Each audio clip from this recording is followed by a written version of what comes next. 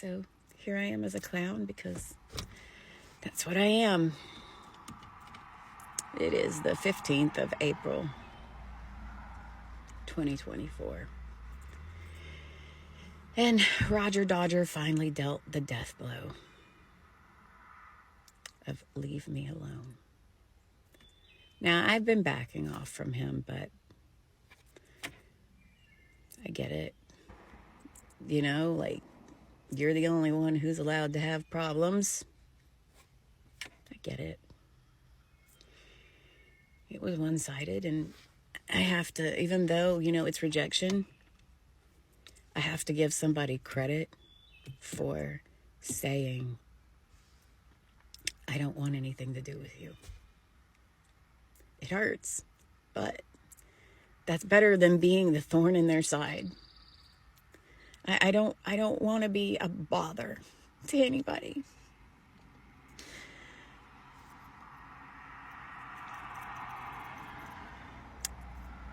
And I'm crying right now, but like I was really upset when that happened. And once again, music was there for me. And it started off with Bad Day by Fuel, which is a good song, because it's like, sorry, had a bad day again. And then Mud Shovel by Staind came on. And man, it felt good to just pipe out some of that. And then 45 by Shinedown came on. And I wasn't even crying by then, because Mud Shovel can kind of tap into your anger. And, so then it was Shinedown with 45, and that's just a good song to sing, to belt out. And, but see, something else happened. Not today yet. Day's still young. So I had talked to somebody Saturday night, somebody I knew from the past, not a new person. And I felt like we had good conversation, and we were supposed to meet up yesterday, and that didn't happen, and that's okay. Because what ended up coming up for them was something that, I truly believe that they need.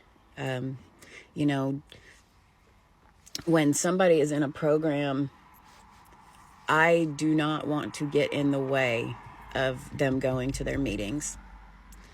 And this person is in SLAA. And, so like, I didn't want to get in the way of that. And I was like, hey, you're cool.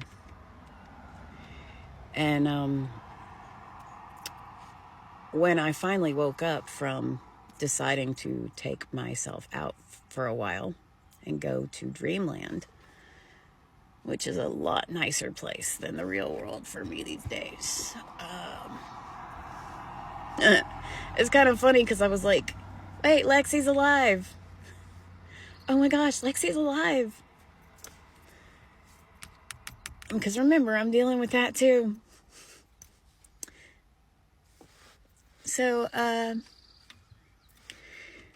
got to thinking about, like I'm pretty sure I've got an anxious attachment style. But then I started thinking, what is this SL addiction?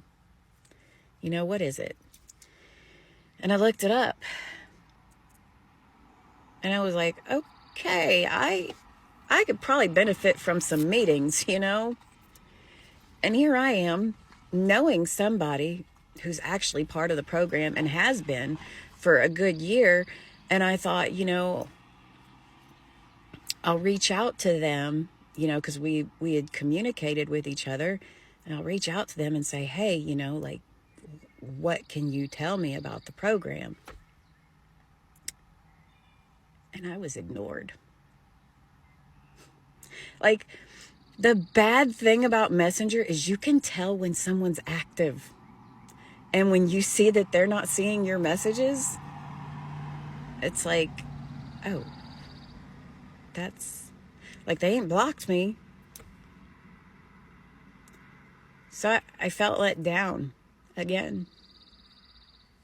You know, like, hey, I'm actually like in your wheelhouse of, you know, you're part of this program. Can we discuss this? And like, I know they were at work. Like I know they were at work and they could have said, hey, it's a hectic day. Let's put a pin in this. I totally do want, you know, like, let's grab a coffee, you know, and have a discussion. Because I was going to say, would it be weird for me to go to a meeting with you? Or would it be weird if I was on the if I was on like one of the computer screens at the meeting? You know, like, I don't want to intrude on somebody else's thing, you know, because I worry that, you know, perhaps that is one of my addictions, not the S part, but the L part. And, you know, I'm not an alcoholic. I'm not a drug addict.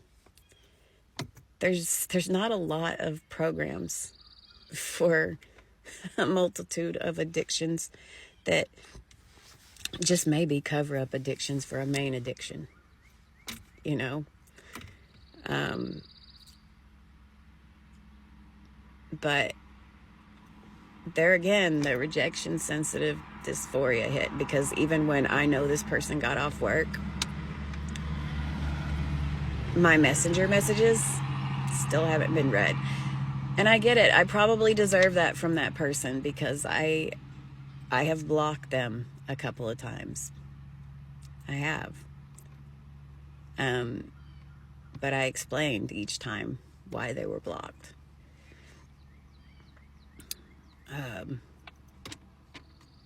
You know, I mean, maybe I deserve everything that happens. And this being alone shit.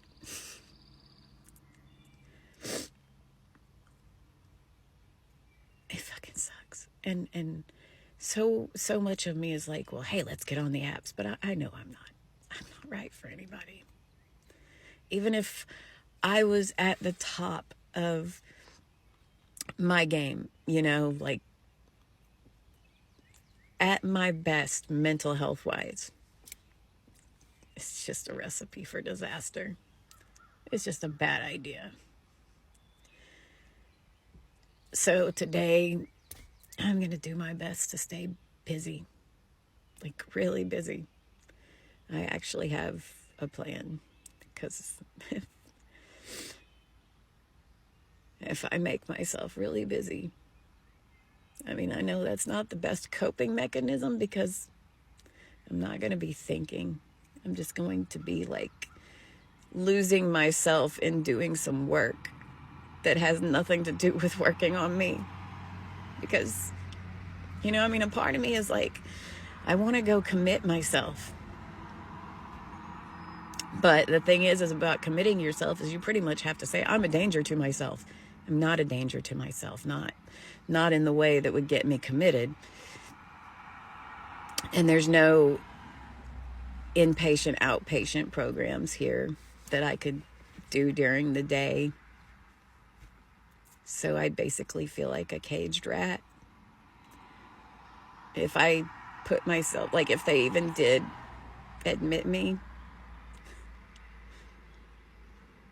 and there's just too many people that need me, even though I'm broken. I have to hold it together because they expect. I'm supposed to be the rock. I'm supposed to be solid. I'm supposed to be there. I'm supposed to show up. There's no other way for me to be. Even when I try to like just take myself out of things, these people, they call. And I'm supposed to be there. I can't be anywhere else. So that's today. You know, sorry I'm on here crying again, but, you know, gotta be real. Real is something that the world needs more of.